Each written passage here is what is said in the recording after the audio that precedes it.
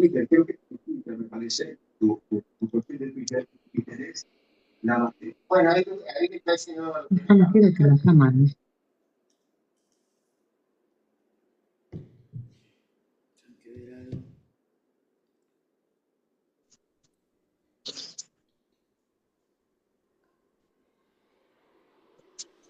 Bien. Gracias, Flores. Ahora sí tenemos de corrido, podemos charlar. Sí. Hola. Ahí está. Ahora sí.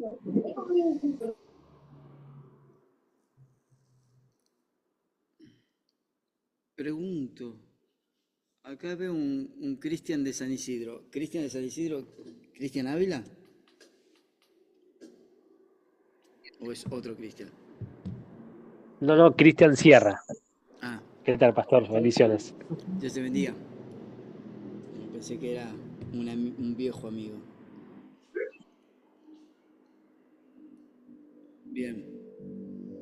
Recuerden que si alguien quiere hablar, simplemente levanta la mano y charlamos. Pero bueno, vamos a ir rápido. Busco dónde estaba los esenios. Bien. Sí, los instrumentos de escritura. El cincel. El cincel es el cincel que hoy en día conocemos. Es como si fuera un cortafierro, ¿sí? Un cortafierro, pequeño cortafierro, por así decirlo. Y con él se podía, ya sea en la piedra o en la madera, se podía trabajar con golpes, pero se podía trabajar con el cincel sobre piedra. Y la pluma, algunas plumas estaban hechas de metal para poder también trabajar sobre la madera o sobre la arcilla. Y entonces la punta de este cincel marcaba tanto piedra como también podía marcar madera, como podía marcar también la arcilla. ¿Sí? Estos eran los instrumentos que se utilizaban para poder trabajar sobre los distintos materiales. Simplemente denme un ok si se escucha bien, me siguen escuchando bien. Genial, genial. Sí, bien. Okay, de 10.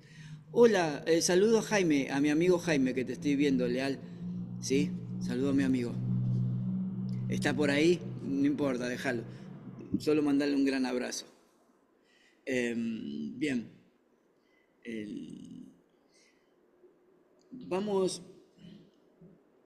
Quiero que hablemos ahora acerca de los idiomas, porque esta parte es muy importante. Los idiomas. Dios siempre tuvo y tiene un proyecto, y para las escrituras también tuvo un proyecto, y es increíble cómo todas las cosas se van ensamblando. Aun cuando creemos que fueron cosas trágicas, que en realidad sí lo fueron, muchas sí lo fueron, pero Dios de todas formas utilizó ciertos moveres, ciertas cosas que sucedieron en la historia en beneficio de su pueblo. Y las escrituras nos llegan a nosotros a través de los distintos idiomas. Dios te bendiga. Qué pena me da toda la gente que no se volvió a conectar, es increíble. Pero entiendo que tal vez, bueno. Nada, les pido disculpas por mi mal humor, nada más. Pero la Biblia nos llega a nosotros con distintos idiomas. ¿Alguien sabe, alguien recuerda los distintos idiomas en que fueron escritas la palabra del Señor? Arameo. Sí, arameo sí. Griego. Hebreo. Hebreo. Y un último. Griego. Griego, muy bien, muy bien. El hebreo es el idioma, digamos, oficial del Estado de Israel, ¿sí? Aunque el hebreo que se habla ahora no es el mismo hebreo que se hablaba en la antigüedad, tuvo sus modificaciones. Hoy en día hablan muy distinto, es más, se cree que el hebreo original se perdió. Ahora hay una especie, es como si fuera, imagínense, nosotros descendemos de los españoles y en 200 años de independencia, 200 y pico de años de independencia, hemos adquirido ciertos modismos que dentro del original, del idioma castellano, ni siquiera están, ni siquiera dentro del portugués, del cual viene el castellano, ni siquiera estamos ahí. Y se han incluido dentro del diccionario palabras y expresiones y modismos muy argento que no tiene que ver precisamente con el idioma tal cual se nos ha enseñado, tal cual nos llegó a nosotros a través de aquellos que fueron colonizando el país. Pero bueno, imagínense esto en el pueblo hebreo, que a través de 100, 200, 300, 400 años, guerras, cautiverios, el reino que se dividió, el país que estaba dividido en dos, los samaritanos allá en el norte que se mezclaron con los asirios y el lenguaje se perdió, y los del sur que estuvieron cautivos en Babilonia durante 70 años y se mezclaron, aunque fueron muy celosos los que estuvieron en Babilonia. Después solo regresó, de todas las tribus que se habían ido, regresó una sola tribu completa, que fue la tribu de Judá, y bueno, y el idioma se fue perdiendo, y parte o todo el Antiguo Testamento se escribió en este idioma, en el hebreo, en aquel hebreo original se escribió el Antiguo Testamento, salvo algunos párrafos, si no me equivoco, que estaban escritos en arameo, pero en el hebreo, el antiguo, en el Nuevo Testamento también hay algunas pequeñas partes que después las vamos a revisar, que fueron escritas, mira la hora que es, que fueron escritas en el arameo. El arameo, bueno, tiene que ver con el idioma de Siria, ¿sí? Con el idioma de Siria. Bien, que el arameo también se convirtió en el idioma común en Palestina después del cautiverio en Babilonia. Entonces, no solo se hablaba el hebreo una vez que vuelven del cautiverio, la parte del sur, la parte de Judá, cuando vuelven del cautiverio, después de los 70 años, cuando vuelven del cautiverio, no solo hablaban el hebreo, sino que también hablaban mucho el arameo. E incluso en el tiempo de Jesús se hablaba más el arameo que el hebreo. Y también se mezcló con el griego, pero ahora después vamos con esa parte. Y el Antiguo Testamento cita algunas palabras que tienen que ver con el arameo, y después usted si quiere lo puede buscar y lo puede leer bien, porque el tiempo nos está apremiando. Pero los tres idiomas, recuerde bien esto, que los tres idiomas con que se escribió la palabra del Señor, tanto el Antiguo como el Nuevo Testamento, fueron tres: el hebreo, el arameo y el griego. Ahora, el griego, el arameo se habló en el tiempo que volvieron del cautiverio. Antes del cautiverio se hablaba el hebreo, fluido, lo podían hablar, e incluso habían algunas cosas que en el templo era el hebreo, por así decirlo, laico, sacerdotal, tenían acceso a aquello que podían estudiar, que tenían y podían estudiar y escribir, y es por eso que guardaban las escrituras. El común del pueblo estudiaba, pero no todos sabían escribir, no todos sabían leer. Sí estudiaban y memorizaban, y todos tenían la capacidad o la posibilidad de ir y estudiar, pero no todos aprendían a leer. Todos escuchaban sí la palabra que se les enseñaba, pero no todos aprendían a leer y a escribir, salvo los sacerdotes, que sí, ellos tenían esa posibilidad. Cuando se divide el reino en dos, los del norte en Samaria, los del sur en la parte de Judá, cuando vuelven del cautiverio ya vuelven incorporados con el idioma arameo. El griego, cuando ellos ya se establecen nuevamente en la parte sur, cuando Judá vuelve y se establece y ya reconstruyen el reino, el templo y su parte de reino, la parte del sur, se vuelven a reorganizar, son invadidos por los griegos. En realidad, el imperio griego invade el mundo, y una de las cosas que ellos querían hacer era no solo contagiar, no solo meter la cultura en todos los pueblos del mundo, sino que también metían el idioma, el idioma, el griego. Entonces, uno de los problemas que tenían el pueblo de Israel no era tanto con el idioma, sino con las costumbres. Es por eso que le llamaban que querían helenizarlos. Cada vez que ustedes escuchen que hablan los helenistas o aquellos que se helenizaron, tiene que ver con aquellos que tomaron las costumbres de los griegos, tomaron la costumbre y lo que más resaltaba en la cultura griega era el amor, el orgullo hacia sí mismo y hacia el cuerpo, la vanidad misma del cuerpo. ¿Sí? Yo no digo que esté mal cuidarse el cuerpo, hacer gimnasia, deporte, para mí eso está perfecto porque uno cuida su salud. Pero el tema acá es que era una vanidad el cuerpo, una vanidad el conocimiento. Y ellos, esa vanidad la metían, su cultura la metieron en todo el mundo conquistado por Alejandro Magno y después cuando se divide su propio imperio en 4 grandes líderes, bueno, en Israel, o perdón, en la parte sur del país, en Judá, se arma la revuelta de los macabeos, porque los macabeos no querían saber nada con esto de las costumbres griegas, que se metan dentro de sus propias costumbres, pero hay algo que sí se metió y que era plan de Dios, y esto era el idioma. ¿Por qué el idioma era plan de Dios, o Dios permitió que toda la gente pudiera en el mundo entero hablar un mismo idioma? Es como que hoy en día el mundo hablara solo inglés, o el mundo tiene la posibilidad hoy en día, el idioma universal es el inglés, o tal vez ahora están algunas variaciones, tanto del francés como, si no me equivoco, es el chino o el japonés, y también ¿cómo se llama? El portugués se está ampliando y se está como globalizando estos idiomas, pero en aquel entonces el único idioma en todo el mundo que se podía hablar era el griego, un griego del vulgo, el griego común, que todo el mundo lo podía hablar. Y esto el idioma facilitó la posibilidad de compartir el evangelio. Es por eso que era plan de Dios, porque después todo lo que fue escrito se escribía en griego y todo el mundo podía leer en griego y todos podían entender lo que se estaba leyendo, y de esa forma la palabra viajó rápido.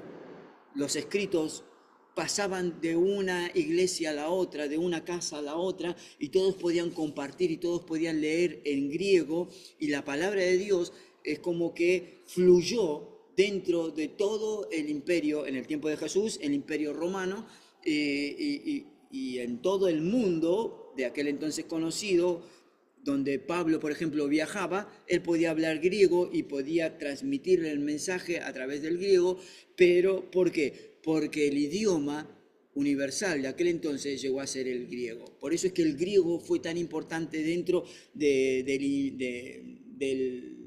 la cultura hebrea, el idioma, no tanto la costumbre de la filosofía, del amor hacia el cuerpo, de la vanidad hacia el cuerpo, sino el idioma fue muy importante, porque después, en el tiempo del Señor Jesús, la palabra, el mensaje, viajaba muy rápido, muy rápido. Era en el primer siglo, tal vez era el idioma universal de aquel entonces, del mundo conocido de aquel entonces. Vamos con los manuscritos. Definición de la palabra manuscrito. Como está usada, simplemente habla de manuscritos de aquellas copias originales de la Biblia, es decir, de las copias del idioma original en que se escribieron las escrituras, los manuscritos de las escrituras. En el momento en que vino a ser impresa la Biblia, ya en un momento, en 1455 de nuestra era, habían alrededor, y esto es importante saberlo, había alrededor de 2000 escritos acerca de lo que eran las escrituras, de lo que era el canon de las escrituras. A ver, para poder determinar que un libro es auténtico, o para poder determinar que un libro tiene validez académica, un libro tenía que, por lo menos, 10 libros tenían que hablar, supongamos en aquel entonces, el año 100 después de Cristo, Gustavo existía, y yo escribí un libro que se descubre 1000 años después. Para poder decir que el libro era auténtico y que era veraz lo que yo estaba redactando en ese libro, al menos 10 libros tenían que darle veracidad a mi redacción. Entonces, se encontraba un libro que decía, este libro lo escribió Gustavo, bueno, para ver si lo que él está escribiendo acerca de la historia de aquel momento en que él vivió es verdad, tienen que haber otros 10 escritos que digan y que afirmen que lo que Gustavo está escribiendo, que había escrito o que ya escribió, era verdad. Entonces, para que mi autógrafo sea legitimado, sea dado por válido, había que encontrar 10 escritos más para darle veracidad a este mi escrito. Ahora, solo 10. Suficiente con 10 escritos como para poder decir, es verdad lo que Gustavo dijo hace 1000 años atrás o hace 2000 años atrás. Ahora, mire qué tramposa que es nuestra sociedad académica, que aún teniendo alrededor de 2000 escritos, 2000, no 10, 2000 escritos acerca de la palabra sagrada de nuestro Dios, aún así todavía siguen diciendo que la palabra de Dios sigue siendo un mito. 2000 escritos, no 1000, no 10 escritos, 2000 escritos. Se han encontrado, tenemos o están en propiedades privadas, pero existen, que hablan, por ejemplo, del libro de Isaías. Hay muchos escritos, muchísimos escritos acerca del libro de Isaías. Tal vez no todos los escritos que se han encontrado, que se han hallado, hablan un libro completo acerca del libro de Isaías, pero sí hablan acerca de fracciones del libro de Isaías. Y otro libro que se encontró habla de otra fracción del libro de Isaías. Entonces, juntando todos los libros encontrados con pedacitos, con fracciones del libro de Isaías, arman el libro de Isaías y dicen la verdad, que lo que dice la Biblia aparentemente es cierto, porque hay unos 200 escritos que afirman, juntando todos los pedacitos, logran armar el rompecabezas completo del libro de Isaías y dicen, y bueno, sí, se ve que lo que escribió Isaías fue real. Fue real. ¿Por qué? Porque hay más de 10 escritos, hay muchísimos más para asegurar que la palabra del Señor es real. En total hay más de 2000 escritos que hablan de todos los 60 y... ¿Cuántos libros tiene la Biblia? ¿Alguien que me lo diga? Rápido. 66. ¿Cuántos? 66. 66. 6. Bien, muy bien. De todos los 66 libros escritos de la Biblia, del Nuevo Testamento y del Antiguo Testamento, hay 2000 escritos que aseveran, que aseguran que lo que se escribió es real, que lo que se escribió es toda una verdad. Amén. Bien, hay un escritor, a ver, yo me lo anoté, Virgilio se llama, que vivió en el año 100, que habla acerca del tiempo de Jesús, ¿sí? Que habla, dice, por ejemplo, Virgilio vivió y escribió sobre la época de Cristo, pero no existe ninguno de los originales de su obra. Incluso la copia más temprana de su obra data del 300 después de su muerte. Sin embargo, si 10 o 20 manuscritos fueran hallados en acuerdo, los doctos lo aceptarían como genuino. 10 o 20 aceptarían como genuino lo que Virgilio escribió acerca de Jesús. Ahora nosotros en la palabra tenemos más de 2000. Más de 2000. Mire qué increíble que es el Señor, que preservó para nosotros y para el mundo entero, que el que lo quiera creer, que lo crea, y el que no, bueno, allá él con su conciencia. Bien, ahora los manuscritos, vamos a ver esto, las clasificaciones, porque se clasifican en dos grandes grupos. Los manuscritos están divididos en dos clases, unciales. Los unciales son llamados así porque están escritos en grandes letras y mayúsculas sobre vitela fina. Estos son los manuscritos más antiguos. Recuerde esto. No se los voy a pedir la definición, pero sí les voy a pedir cuáles son los dos grandes grupos en que se dividieron, en cómo se clasificaban los manuscritos. ¿Está bien? Recuerde, unciales es uno. Estos son llamados así porque estaban escritos en grandes letras mayúsculas. Los unciales estaban escritos con grandes letras mayúsculas. ¿Sobre qué estaban escritos? Sobre una vitela. Los siguientes son los cursivos. Más tarde vinieron los manuscritos cursivos, llamados así por estar escritos en letras cursivas. Entonces, este es más fácil para entender por qué se les llamaba cursivo. Porque estaban escritos con letras cursivas a mano. ¿Está bien? Los unciales estaban escritos con letras grandes y letras mayúsculas. Los cursivos estaban escritos con cursiva y a mano. Esas son las dos grandes diferencias o los dos grandes grupos en que estaban divididos o clases en que estaban divididos los manuscritos. Bien. Pastor, ¿me repite por favor el primero que no llegué? Me faltó poquito. Después vamos a ver algo. Vamos a terminar la clase acá porque solo me quedan 5 minutitos. Les pido disculpas por esos 20 minutos de desperdicio que tuvimos para poder conectarnos. Pero nada, la clase que viene vamos a hacer un pequeño repaso acerca de este tema que me quedó acá, un poquito acerca de las versiones de la Biblia, que son importantes, ¿sí? Son importantes, lo vamos a ver la clase que viene. Bien, hermanos, Dios los bendiga grandemente. Me voy a ir a orar un ratito antes de irme a mi casa. Pero quiero decirles que, bueno, que más tarde o mañana les paso los videos. Sí, les paso los videos, los 3 videos. Les pido disculpas por esta desprolijidad. Pero bueno, supongo que no la voy a volver a repetir. Espero que no se vuelva a repetir. Les voy a mandar los 3 videos para que puedan tener la clase número tanto, parte 1, parte 2 y parte 3. ¿Está bien? Y así pueden repasarlos. Y la clase que viene, después en el grupo de doctrina, en el chat de WhatsApp, les voy a mandar las páginas que tienen que seguir estudiando. Tienen que estudiar hasta la parte de doctrina de Dios, hasta la teología de Dios. ¿Está bien?